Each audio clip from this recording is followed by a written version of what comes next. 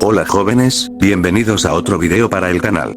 Hoy vamos a adentrarnos en un tema difícil, pero importante de entender para reconocer la gravedad de la violencia, y la importancia de la justicia en nuestro país. Hablaremos de los casos más impactantes y controversiales de asesinos seriales en México, personajes cuyas acciones han dejado cicatrices en la historia y en las vidas de muchas familias. Así que prepárense, porque hoy les traigo el iceberg de los asesinos seriales en México.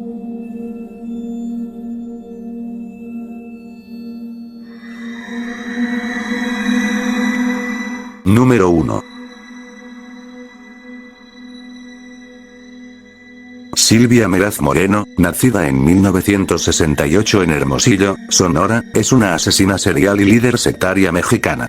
Los hechos ocurrieron entre 2009 y 2010 en Nacozari, Sonora, y se relacionan con sacrificios humanos a la Santa Muerte, ya que ella creía que esto le traería beneficios económicos, protección y salud a su familia. En diciembre de 2009, fue la primera de 3 personas degolladas en culto ofrecido a la Santa Muerte, de quien los integrantes de la secta esperaban recibir beneficios y protección. Su primera víctima ocurrió en diciembre de 2009, atacó con un hacha a su amiga Cleotilde Romero Pacheco, de 55 años. Posteriormente quemó y enterró el cadáver decapitado cerca de su casa. La segunda víctima de Silvia Meraz Moreno fue en junio de 2010, su secta asesinó a Martín Ríos Chaparro, de 10 años, hijo biológico de su pareja Eduardo Sánchez Urrieta y su hijo adoptivo. El niño fue embebecido, esfaqueado varias veces, tuvo las venas cortadas y su sangre fue esparcida en un altar durante un ritual. De los niños sí es cierto, en uno nomás le ayudé a ella. ¿De qué forma? ¿Qué es lo que hacía? Y además no. ¿Qué es lo que hacían? Platíquenos. ¿Cómo lo mataron? No, pues ahí ese sí porque lo llamaron y a ella sí le ayudé yo. Pero ahí nomás, oiga, en el otro ya fue ella y la otra niña. ¿Por qué le ayudó? Por tontería, oiga, pues que no valen madre. Y por último su tercera víctima fue en julio de 2010, donde sacrificaron a su nieto Jesús Octavio Martínez Yánez, de 10 años. Las autoridades descubrieron los cuerpos durante una investigación no relacionada, ya que habían sido enterrados en la periferia de la ciudad. En marzo de 2012, Meraz y otras 7 personas, todas familiares suyas, fueron detenidas. Finalmente fue condenada a cadena perpetua por cargos que incluyen homicidio agravado, crimen organizado, instigamiento a actos ilícitos e inhumación ilegal de restos humanos. Número 2. Óscar García Guzmán, nacido el 2 de febrero de 1990 en Toluca, Estado de México, es conocido como el Monstruo de Toluca, un asesino en serie mexicano. Sus crímenes se extendieron de 2006 a 2019, con al menos 6 víctimas confirmadas. Óscar García Guzmán, se cree que sufrió violencia doméstica por parte de su padre durante la infancia.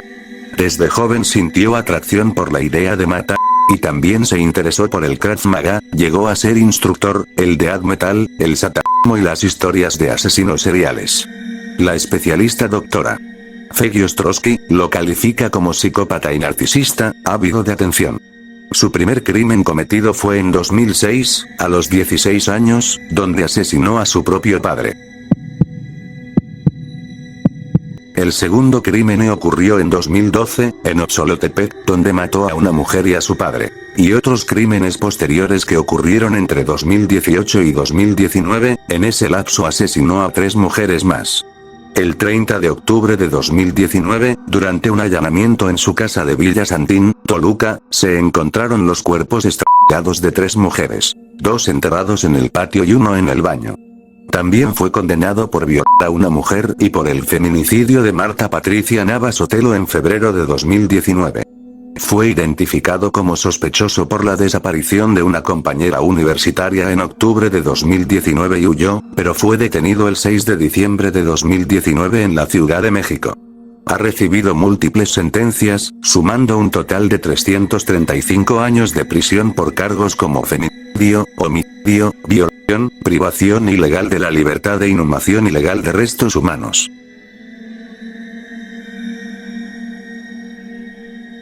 Número 3. El Chacal de Ciudad Juárez. Se asocia principalmente a Abdel Latif Sharif, un químico egipcio y principal sospechoso en las primeras etapas de los feminicidios de Ciudad Juárez. También hay otros referentes con este apodo en contextos relacionados con la ciudad. Abdel Latif Sharif emigró legalmente en 1970. En 1981, engañó a una mujer con una oferta de trabajo para secuestrarla, golpearla y violarla en Florida.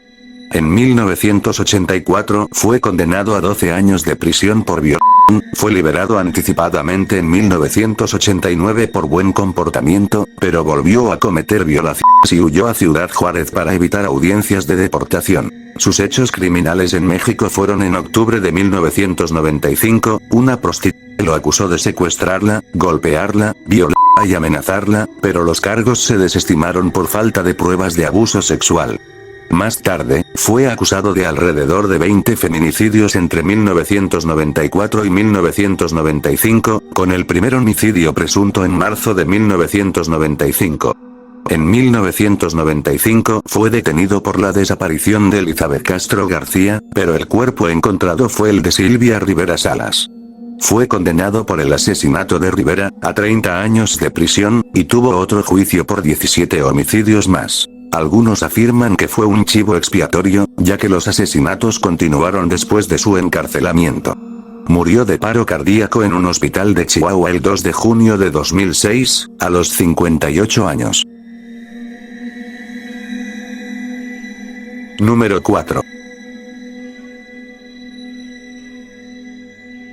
Agustín Salas del Valle, nacido en 1964 en la Ciudad de México, es un asesino en serie que operó entre 1989 y 1993, y solo fue condenado por un homicidio, recibiendo 50 años de prisión.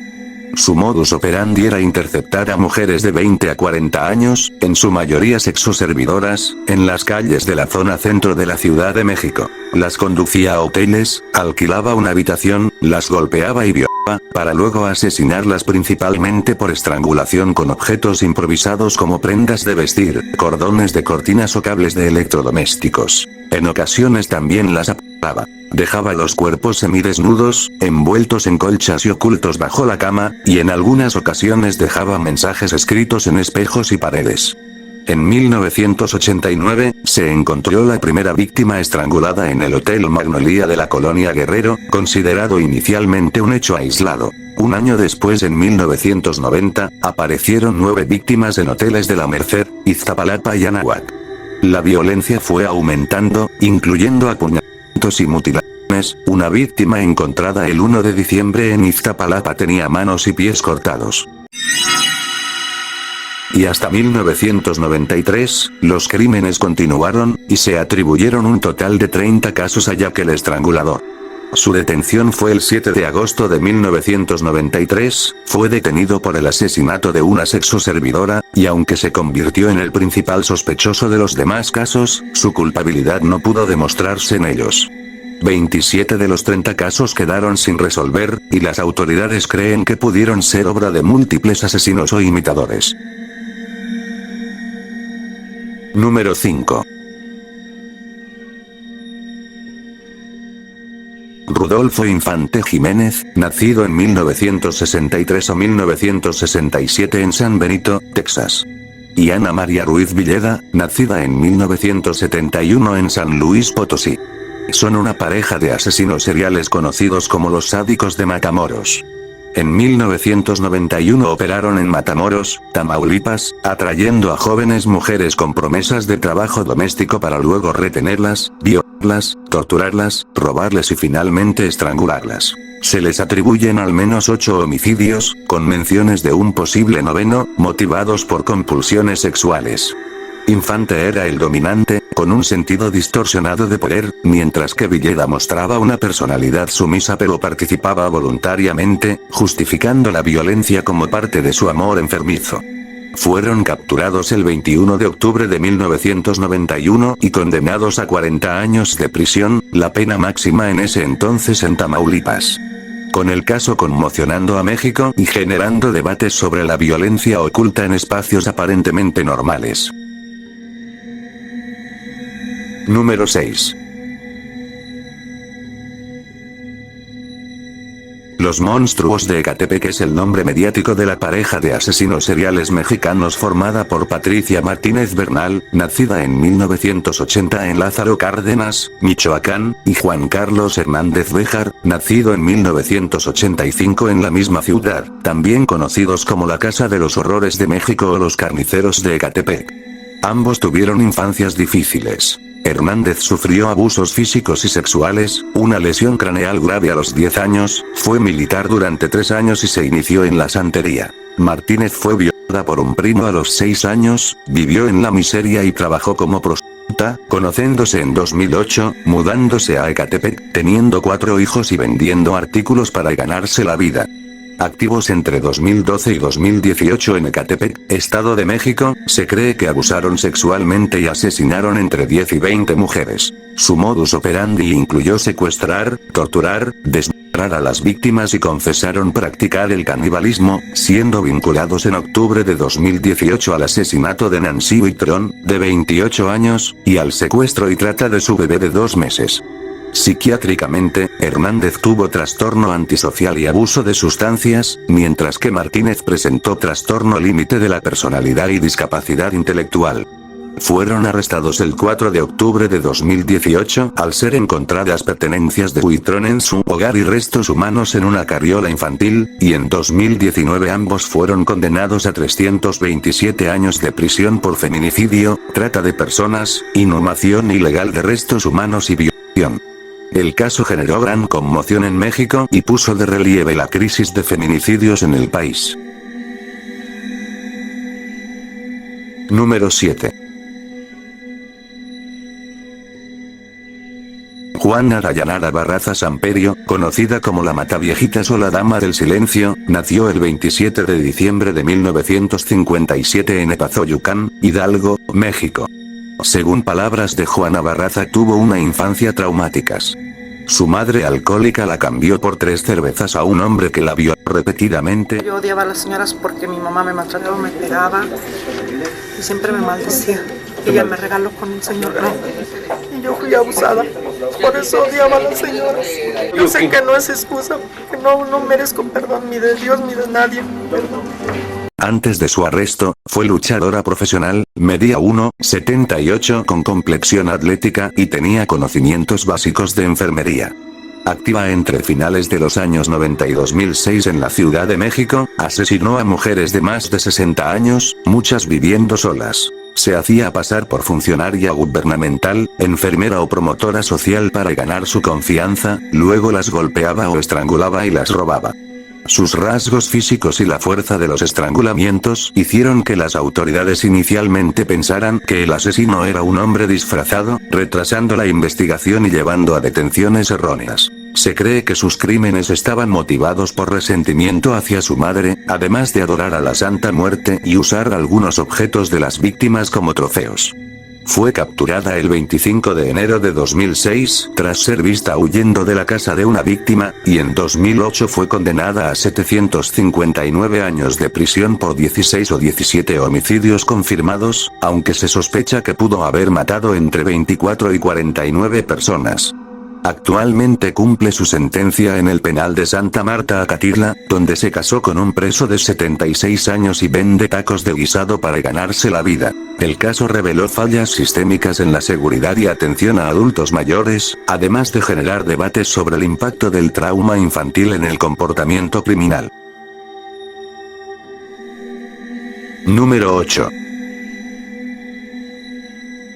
Andrés Filomeno Mendoza Celis, conocido como el caníbal de Atizapán o el monstruo de Atizapán, nació el 29 de noviembre de 1947 en Cimatlán de Álvarez, Oaxaca, México.